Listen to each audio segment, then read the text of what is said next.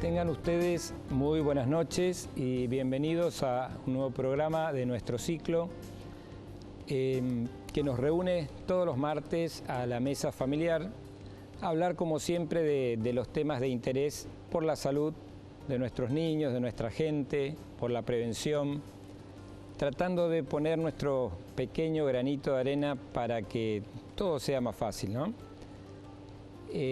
Y así tocando distintos temas que ustedes nos van sugiriendo, que nos van pidiendo. Hemos pasado por la enfermedad, hemos pasado por el cáncer de mama.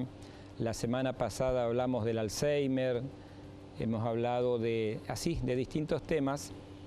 Y hoy, debido a esto que nos preocupa un poco y también a pedido de muchos de ustedes que se han comunicado a través de nuestra página, a través de los mensajes, tratando de dar una respuesta desde nuestro grupo de trabajo siempre a lo que es el requerimiento de ustedes, ¿no? Entonces, hoy lo que vamos a tratar de hacer es aclarar un poco este tema que está empezando a preocupar. Es un tema que está muy en boca de todos, que no se conoce bien, pero que todo el mundo habla, ¿no? Y ustedes habrán notado que noticiero que ponen, noticiero donde se toca el tema.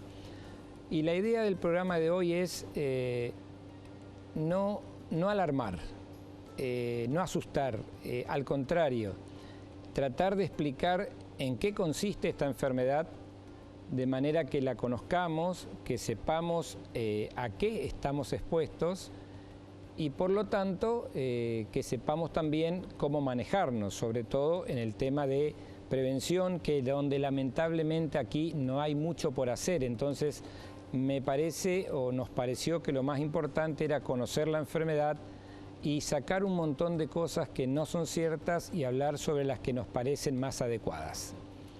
Ya se habrán dado cuenta de que estamos hablando de la enfermedad provocada por el virus del ébola. Yo recuerdo cuando comenzó el programa Compañero de la Mañana, ¿no? El programa de Carlos Alberto García Coni. Ustedes saben que yo tengo una pequeña columna los jueves a la mañana. La primera vez que él me invitó a su programa, hace un par de meses creo que fue, y ya hablamos de algo del virus del ébola. Recién empezaba esto, ¿no? Y él me preguntaba, pero esto está en el África, ¿será que nos va a llegar? ¿Será que es difícil que la enfermedad cruce todo el océano? Y bueno, evidentemente cruzó. Así que el tema de hoy va a ser el virus del ébola y la enfermedad producida por el virus del ébola. Vamos a tratar de ser claros, de ser precisos, para que ustedes entiendan. Pueden preguntar, como siempre, todo lo que quieran. Recuerden que nos podemos comunicar como siempre. Y vamos a empezar con un tema que es el siguiente. Vamos a empezar por definir la enfermedad. Es una enfermedad virósica. El virus que la produce tiene el mismo nombre que la enfermedad, o sea, el virus del ébola. Hay distintas variedades de este virus, como la mayoría de los casos, ¿no? Está el bundibugio, está el Reston, está el ébola Sudán, está el Taifores y está el más conocido, que es el que primero provocó la epidemia, que es el del Zaire. Si ustedes observan esta imagen que ven acá en pantalla, esta es la imagen característica del virus del ébola. Este es el ébola Zaire, que es el que provocó la primera epidemia en el año 1976. O sea que no hace mucho y ha provocado mucho daño. En esa primera epidemia, que comenzó en el año 76, y que se desarrolló en dos lugares específicos, en lo que hoy es la República Democrática del Congo y en lo que hoy es la República de Sudán. Allí comenzó la enfermedad. Y el primer brote, fíjense, tuvo unas características, ¿no? Aparecieron 318 casos. 318 casos y lamentablemente fallecieron 280 personas de esas. Quiere decir que tuvo una mortalidad del 88%, es altísimo. De cada 100 personas que contrajeron el ébola, 88 se murieron. Esa incidencia no ha variado.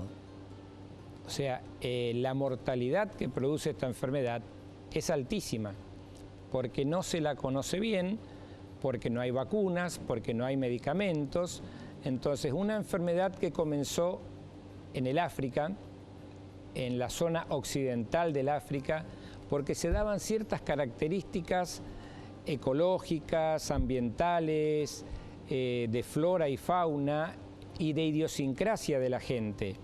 Entonces esto hizo que la enfermedad se propagara fácilmente, en principio dentro del África, ¿no es cierto?, dentro del mismo del Congo y dentro de la República del Sudán, por las características propias de la enfermedad.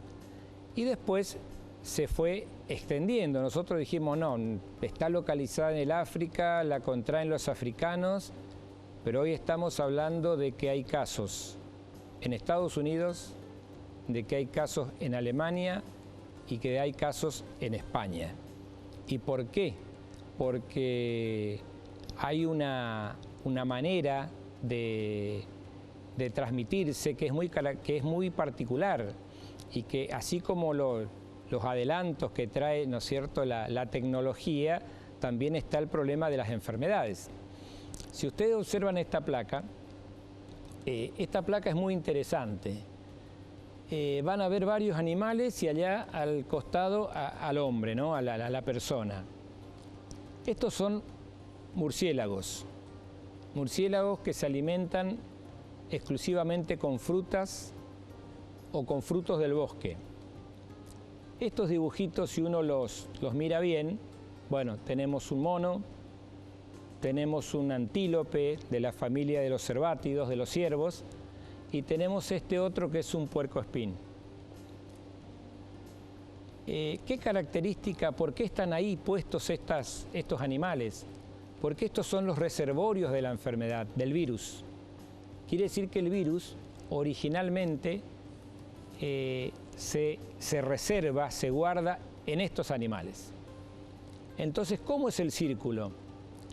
El que transmite la enfermedad habitualmente es el murciélago. ¿El murciélago qué hace? Muerde porque es un animal mordedor, muerde al ciervo, muerde al mono, al puercoespín y lo contagia con el virus del ébola. Allí el virus del ébola se desarrolla y de ahí es muy fácil que pase a la persona. ¿Por qué? Porque el hombre está en contacto con estos animales. A lo mejor le puede escapar al murciélago o puede ser mordido por un murciélago, pero está en contacto con los monos, está en contacto con los ciervos o con los antílopes, come su carne, lo mismo que con el puercoespín. Entonces es muy fácil la manera en que pasa de los animales al hombre. ¿Cuáles son las formas de contagio? Las formas de contagio son habitualmente el contacto, el estrecho con estos animales. Si uno dice, bueno, pero ustedes saben que en el África hay reservas, que los animales están libres, no están libres como no están en cautiverio como en otros lugares, están en estrecho contacto con la población. Entonces, que una persona puede ser mordida por un murciélago, que pueda estar en contacto con el mono, con el otro animal que esté libre. ¿Por qué? Porque el animal lo transmite a través de sus secreciones. O sea, el animal puede transmitir mordiendo, puede transmitir por la saliva, puede transmitir por sus secreciones, o sea, por la orina, por la materia fecal, puede transmitir también por los fluidos. Entonces, cualquier secreción que emane, que salga de estos animales y que llegue al hombre, enferma o le produce el contagio a la persona. Entonces, una vez contagiado el hombre, una vez que el hombre tiene el virus del ébola, empieza a contagiarlo a la otra persona, al otro humano. ¿Y cómo lo hace? Lo hace a través de las secreciones, a través de la sangre, a través de la saliva, a través del sudor, a través de los fluidos, a través de las relaciones sexuales. Entonces, una vez que una persona está contagiada del ébola, es muy fácil que contagie a la que está al lado. ¿Y por qué yo les hablaba de la idiosincrasia de estos pueblos? Porque tienen algunas características. La forma en que velan a sus muertos es muy particular. Lo hacen al aire libre, digamos, a cara descubierta, lo rodean, están muy arrimados, muy pegados a la persona que ha fallecido, tienen un contacto permanente, como que están tocándolo y conteniéndolo, como dándole la despedida. Entonces, ¿qué pasa?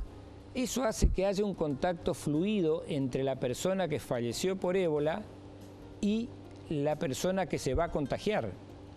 Y el SIMP, como le decía, no hace falta que haya sangre, no hace falta que estornude, no hace falta. El solo contacto piel a piel y la transpiración hace que esta persona se contagie. Es así que se va transmitiendo muy fácilmente de persona a persona. Y tiene una característica que la difiere, que la diferencia de otras enfermedades. Tiene un periodo de incubación que va de 2 a 21 días. Y ustedes me habrán escuchado decir muchas veces que hay enfermedades donde la persona que se contagió ya está contagiando a otras. En cambio, acá pasa lo siguiente: durante el periodo de incubación, o sea, desde que una persona se contagió hasta que aparece el primer síntoma, en esos 21 días, el paciente no contagia, porque tampoco tiene síntomas. Entonces se hace larga la enfermedad. Cuando apareció la fiebre, que es el primer síntoma que aparece, quiere decir que hay que mirar 3 semanas para atrás a dónde estuvo el paciente y cómo pudo haberse contagiado. Entonces hablamos de un periodo de incubación de 2 a 21 días. Y ahí comienzan los síntomas, ¿no? Que yo les voy a decir así rápidamente, más o menos cómo se van. Acá para refrescar un poco, cuáles son los primeros síntomas. Hablamos, ojo, estamos ya pasando el periodo de incubación. Entre los días 7 y 9, o sea, pongamos 10 días. Lo que predominan son la fiebre, el dolor de cabeza, la fatiga, o sea, el cansancio, y sobre todo los dolores musculares. Hasta ahí uno piensa, bueno, esto es una gripe que se está prolongando, puede ser una gripe A, puede ser un dengue, en fin. Al día 10 más o menos, al día 10, ya estamos con fiebre muy alta y repentinamente el paciente comienza a desmejorar. Aparecen los vómitos, que primero son vómitos alimentarios, luego son vómitos de sangre, se vomita material sanguíneo, y ya aparece un comportamiento pasivo, quiere decir que la persona como que se entrega, está muy deteriorada, hay astenia, adinamia, o sea, no hay ganas de hacer nada, el paciente empieza a deshidratarse. En el día 11, fíjense cómo rápidamente va evolucionando, aparece la parte más difícil de la enfermedad, aparecen los hematomas, empiezan a aparecer hematomas en todo el cuerpo en forma espontánea. Estos hematomas que aparecen a nivel de piel implican que también está habiendo un sangrado interno. Entonces pueden sangrar los órganos internos, puede sangrar el hígado, puede sangrar el vaso, el intestino, cualquier órgano que esté dentro del cuerpo humano. Puede sangrar el cerebro y esa sangre empieza a eliminarse. Se elimina por la nariz, por la boca, por el ano, o sea, por cualquier orificio, por los oídos. Estamos en el día 11, fíjense como del día 10 que teníamos una fiebre alta, llegamos al día 12, donde ya prácticamente el ébola está en una fase terminal. Tenemos pérdida de la conciencia, hay sangrado cerebral, hay convulsiones, hay un hay una hemorragia masiva, lo que se llama una coagulación intravascular diseminada, o sea, el organismo no tiene capacidad de coagular, la sangre no se coagula y prácticamente se produce un sangrado, por eso también se la conoce como fiebre hemorrágica en algunos lugares, y obviamente que hay un trastorno en todo el cuerpo, hay lo que se llama una falla multiorgánica, y el paciente evoluciona lamentablemente hacia la muerte. Entonces, esta es la evolución natural del ébola, este es el cuadro típico del ébola, esto es lo que se está viendo en este momento en el África Occidental. Y nosotros decíamos, no, pero no va a salir de allí, está controlada. Sin embargo, tenemos fallecidos en España, en Alemania y en Estados Unidos. ¿Qué diferencia o qué nos diferencia a nosotros de ellos? ¿Están dadas las condiciones? Y sí, el tema es el siguiente. Cualquier persona que haya estado en contacto con un enfermo de ébola, cualquier persona que haya estado en contacto, es una persona que potencialmente se pudo haber contagiado. Por lo tanto, es una persona que puede estar comenzando la enfermedad. Y fíjense, yo voy a poner un caso, una persona estuvo en contacto con un enfermo de ébola hace 15 días, se contagió, está incubando la enfermedad, quiere decir que se va a enfermar. Y esa persona estuvo hace 15 días en el África, o estuvo en contacto hace 15 días con un paciente enfermo. Pero en esos 15 días estuvo o está totalmente sano y está dando vueltas y no se lo puede identificar. ¿Cuándo uno empieza a pensar en el ébola? Cuando aparece la fiebre alta. Entonces ahí empieza lo otro. Ahí empieza dónde estuvo, con quién estuvo, viajó, no viajó, por qué aerolínea lo hizo. O sea que hay una serie de circunstancias que hacen que estemos ante un problema realmente importante y que debe tenerse muy en cuenta. Porque si bien decimos, están dadas las condiciones para que el ébola se propague, obviamente que la Organización Mundial de la Salud ya ha dictado su alerta, como lo hizo con la gripe A en su momento, como lo hizo con la polio en otro momento, y ya ha dictado también su alerta contra esta enfermedad.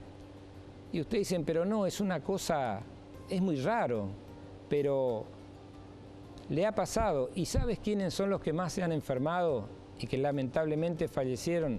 Los trabajadores de la salud, o sea, los que estuvieron en contacto con las personas enfermas.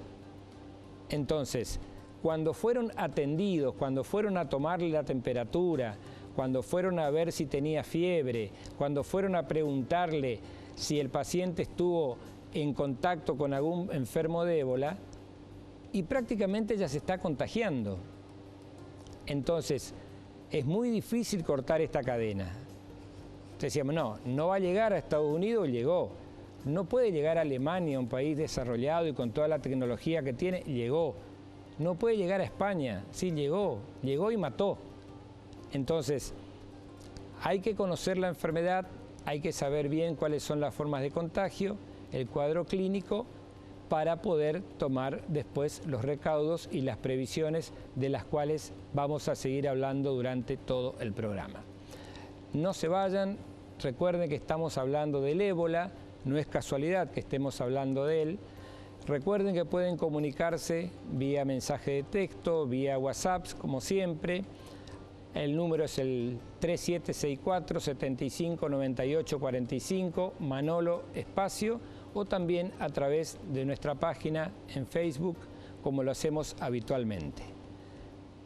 Ébola, verdad, realidad, dónde estamos parados, de todo eso vamos a hablar en lo que resta del programa. Ya volvemos.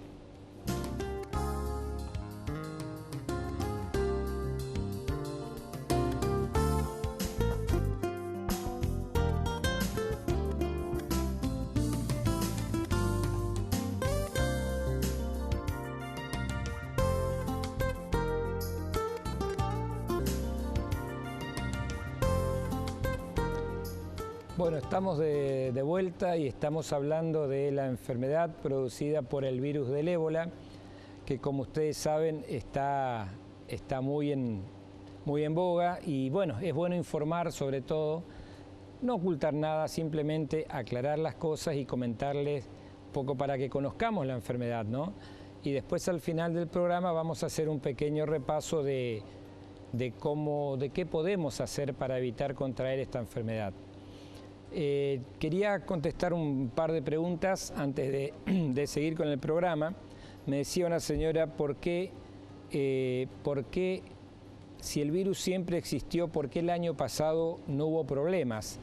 Y bueno, en realidad es que esto depende mucho de diversas circunstancias, ¿no es cierto? De la virulencia, de la enfermedad, de que se den las condiciones, de que las personas se trasladen. A lo mejor esto tiene... El primer caso se detectó en el año 76, o sea, van a ser prácticamente 40 años. Siempre existió desde ahí para acá. Cada tanto hace pequeños brotes y que generalmente se fue extendiendo por zonas del África. Pero ahora, ¿qué pasa? Ahora cruzó el océano y prácticamente ya está en América, ya está en Alemania, ya está en España, en Europa. Entonces, obviamente que debemos tomar algunos recaudos. Después había esta es una pregunta que está fuera de contexto en este programa, pero que obviamente es importante y la vamos a contestar. Me decía una mamá que bueno, está bastante desesperada, ¿no? Porque su bebé, que tiene 20 días, se alimenta bien, se alimenta perfectamente bien, dice, tengo muchísima cantidad de leche, pero el bebé no duerme. Bueno, un bebé de la edad de 20 días, tiene que dormir, tiene que alimentarse y dormir. Son bebés que duermen 16 a 18 horas por día. Entonces, algo está pasando. O no es realmente suficiente la cantidad, la leche no es buena ni es mala, ¿es suficiente o no? Entonces, o tiene la cantidad suficiente o a lo mejor está muy estimulado y no se lo deja dormir. Cuando el bebé quiere dormir hay que dejarlo, no hay que despertarlo, no hay que tocarlo, no hay que cambiarlo. Hay que bajar un poco por ahí un par de cambios y seguramente el bebé va a dormir tranquilamente. Bueno, estamos con ver cómo continuamos con lo del ébola, ¿no? Como ya tenemos, haciendo un pequeño repaso de que es producido por un virus que tiene variantes, el más conocido el que se llama Zaire porque se originó allí, que produce una enfermedad gravísima que tiene una alta mortalidad, entre el 80 y el 90%, o sea, 8 o 9 de cada 10 personas que la contraen terminan falleciendo lamentablemente. Produce un cuadro gravísimo, con mucha fiebre, con una gran deshidratación, con alteración del medio interno y con hemorragias internas, o sea, el paciente prácticamente se muere desangrado. No discrimina entre niños, adultos, ancianos, afecta a cualquier persona y recordemos que las formas de contagio son a través de la sangre, a través de la tos, a través de la saliva, a través de las secreciones, a través del contacto directo, a través del sudor. O sea, imagínense ustedes dos personas que se tocan y ya se contagian. Muy fácil de contagiarse y muy fácil de transmitirse. Tenemos la enfermedad definida con ese cuadro clínico. Ahora vamos a ver cómo hacemos el diagnóstico. Cómo tenemos la certeza o la sospecha de que una persona puede tener una enfermedad de ébola. Porque no es que uno tiene fiebre y tiene ébola, convengamos que no es así. Entonces hay ciertas cosas que debemos contemplar. Por ejemplo, si el paciente comenzó con fiebre y tiene el antecedente de haber estado en una zona donde hay ébola, o si tiene el antecedente de haber estado en contacto con un enfermo de ébola, o si tiene el antecedente de haber estado en contacto con una persona que atendió a un enfermo de ébola. Fíjense que la enfermera española que falleció atendió a un enfermo de ébola y generó, uno no toma dimensión porque no nos tocó todavía, ¿no es cierto? Ojalá no nos toque, pero el hospital donde estuvo esta enfermera que atendió al paciente de ébola, el paciente se murió, la enfermera se enfermó, y cuando sus compañeros se enteraron que la enfermera estaba enferma de ébola, prácticamente salieron a la calle a protestar, porque se sentían desprotegidos, no querían entrar al hospital.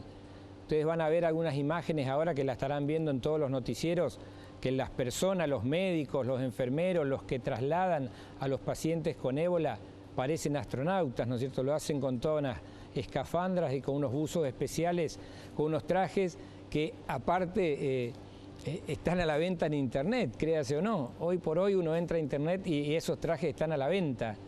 O sea, hay gente que ya está haciendo lo suyo también, ¿no? Entonces, lo primero es el antecedente de haber estado en contacto. Fíjense esta imagen, por ejemplo. Esta imagen es cómo se traslada un paciente que se supone que está enfermo de ébola. Acá no sabemos ni si tiene la enfermedad. Este es un paciente bajo sospecha de ébola. Está totalmente cubierto, está con apoyo de oxígeno, tiene una escafandra y fíjense las personas que lo trasladan. Son prácticamente astronautas con escafandras, totalmente aislados, con guantes especiales, porque el virus es muy contagioso. Es muy contagioso. Entonces, tenemos que tener el antecedente de que se estuvo en contacto con la enfermedad. El laboratorio, ¿qué nos ayuda el laboratorio? Hay dos tipos de pruebas. Una que detecta específicamente el gen del virus y otro que detecta los anticuerpos. Por supuesto que hay diferencias entre una y otra. El Instituto Malbrán, por ejemplo, el Malbrán, que es argentino, que está en Buenos Aires, ha detectado un método y ha desarrollado un método con el cual se puede hacer diagnóstico en 24 horas. O sea, sacando la sangre o las secreciones de una persona con supuesto brote de ébola o con supuesta enfermedad de ébola, en 24 horas puede detectar el gen del virus, o sea, puede darnos el diagnóstico de la enfermedad. Por supuesto, cuando aparecen los anticuerpos, quiere decir que esos ya se formaron contra el virus, eso se detecta muy tardíamente. Y ni hablar, por ejemplo, del hallazgo del virus en el material, o sea, en las biopsias, en las anatomías patológicas. Entonces, eso ya lleva más tiempo. Este método que desarrolló el Malbrán, que es único en Sudamérica, tiene la particularidad de que cuando existe un paciente con sospecha de ébola, lo puede detectar en exactamente 24 horas y tomar las medidas necesarias. Porque el personal que en más riesgo está es el personal de salud. Tenemos que aislar también, para comprobar y verificar, tenemos que encontrar el virus en el tejido, o sea, en el organismo. De todas maneras, este método que desarrolló el Malbrán, que es un instituto de infectología y de enfermedades infecciosas, como ustedes saben, tiene como tutor, como contraprueba, a un organismo en Atlanta, en Estados Unidos, que le hace las pruebas de calidad, digamos, para ver si se está haciendo lo correcto. Una vez que nosotros tenemos la sospecha o la certeza de que el enfermo está enfermo de ébola, debemos pasar a ver qué hacemos con el paciente. Tratamiento no hay prácticamente. Tratamiento prácticamente no hay. No hay vacunas, no hay medicamentos contra el ébola, entonces todo lo que se hace es un tratamiento de sostén. Recuerden, por ejemplo, en la gripe A nosotros teníamos el antiviral que cortaba el ciclo de la enfermedad. En el dengue no teníamos tampoco un tratamiento específico contra el dengue, teníamos medidas de sostén. Acá es muy parecido. Las medidas de sostén o las medidas de soporte lo que intentan es reducir al mínimo los procedimientos invasivos. Entonces hay que hidratar bien al paciente, hay que bajarle la fiebre. Es fundamental el aislamiento. Cuando uno supone que un paciente está enfermo de ébola, lo que tenemos que hacer es primero aislarlo hasta tener la certeza o no. Y fíjense que en los países desarrollados lo que están haciendo están poniendo un médico, una enfermera y un asistente. Solamente 3 personas lo atienden a ese supuesto enfermo. No es que se pone a todo un equipo de salud a trabajar en una sala, en un hospital. No, se asignan equipos porque la gente que atiende a esa persona está muy expuesta. Entonces, el que se va a exponer es el médico, la enfermera y un asistente, cosa de que si se contagian, solamente adquieren la enfermedad ellos. Ahora, no entran 3 enfermeras, 6 médicos, no se hace un pase de sala, no entra un grupo de ataque a tratar de bloquear la enfermedad, porque todos tienen la posibilidad de contagiarse. Entonces, se arman equipos, se arman grupos de tareas, digamos, y cada uno se encarga de ese paciente. Si se contagian solamente ellos. Ahora, una vez que la enfermedad avanza, ya estamos con determinados problemas. ¿Por qué? Porque en principio se produce un desequilibrio electrolítico, o sea, se pierde mucho sodio, mucho potasio, se pierden muchos minerales, se pierden sales, hay una deshidratación extrema, o sea, el paciente está a la buena de Dios. Y entra en una segunda fase, que es cuando el paciente comienza con las hemorragias. O sea que hay un tratamiento que es para cohibir las hemorragias, o sea, para tratar de evitar la coagulación, lo que se llama la coagulación intravascular diseminada. O sea, tratar de esta manera de usar anticoagulantes.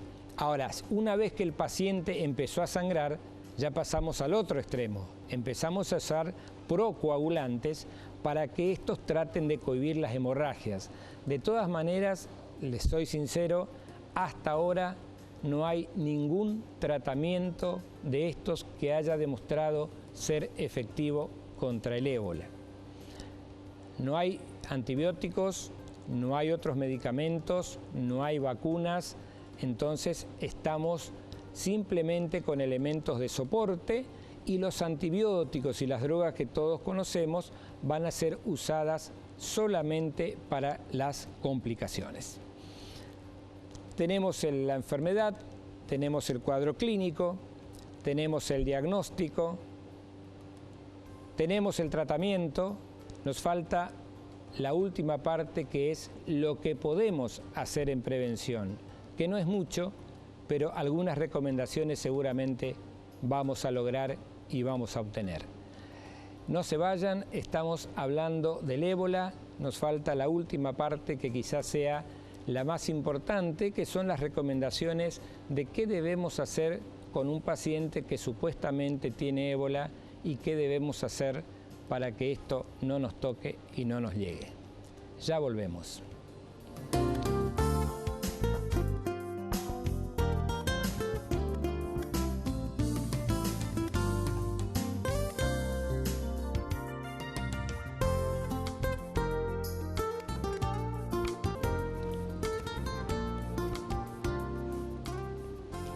Bien, estamos en la última parte del programa, estamos hablando de la enfermedad producida por el virus del ébola. Hay muchísimas preguntas de todo tipo sobre la enfermedad. Algunas realmente podemos emitir alguna opinión, otras no, porque desconocemos, pero bueno, forma parte de esto y yo les voy a leer las que podamos dar algún tipo de respuesta, ¿no? Por ejemplo, me dicen qué hay de cierto sobre la persona que pudo haber entrado por Bernardo de Irigoyen y que tiene ébola y que está en Brasil. Bueno, acá hay dos temas, ¿no? Por un lado, en primer lugar, lo que se constató, el paciente es que no tiene la enfermedad.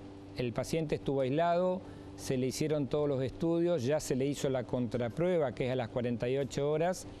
Es un paciente que no tiene definitivamente la enfermedad.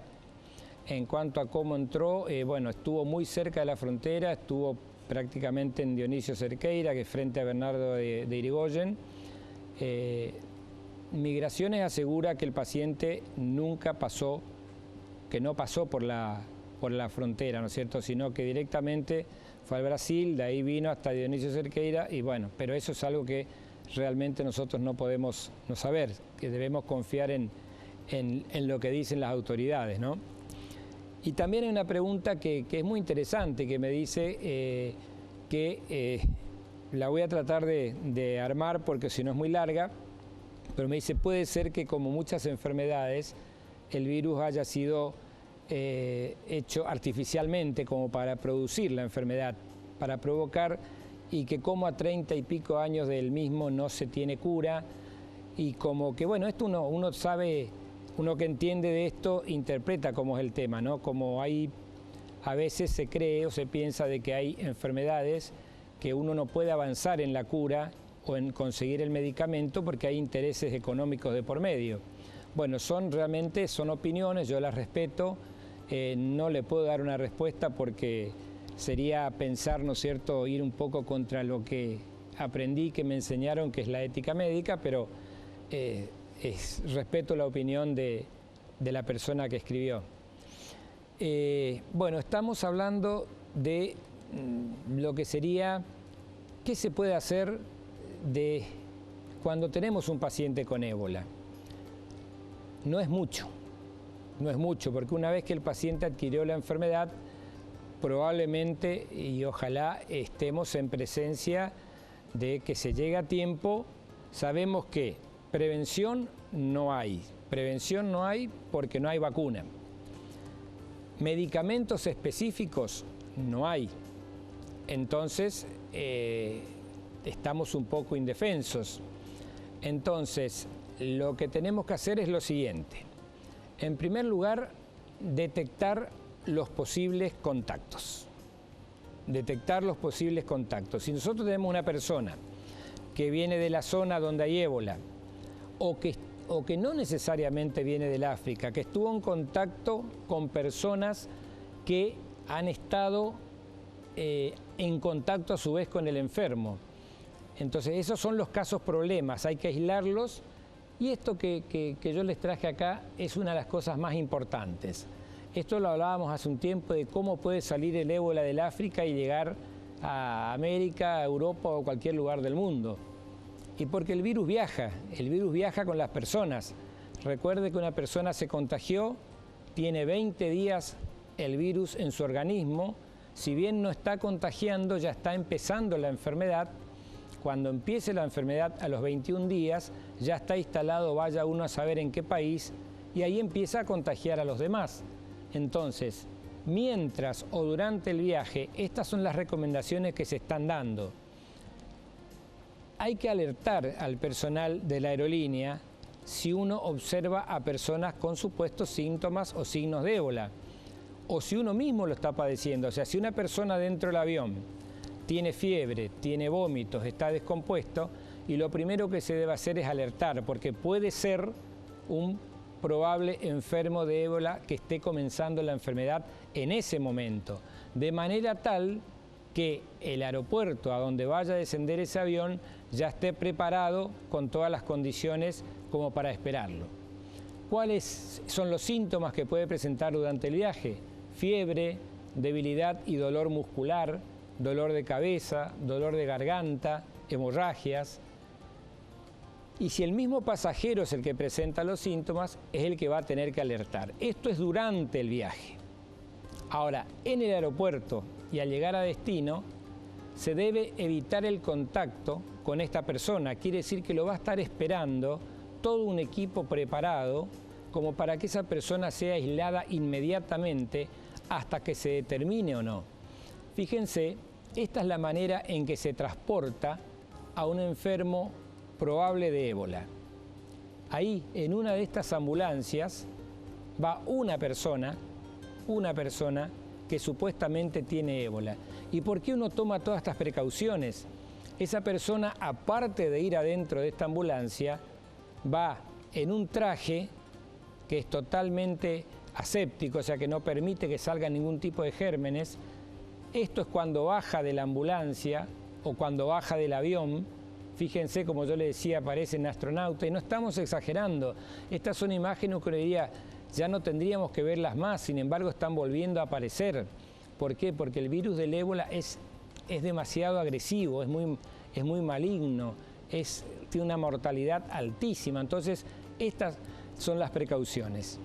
Esto yo lo puse un poco, yo creo que hasta el doctor House debiera estar preocupado, ¿no? Siempre que Estados Unidos tuvo un problema de salud, recurrió a este personaje, ¿no?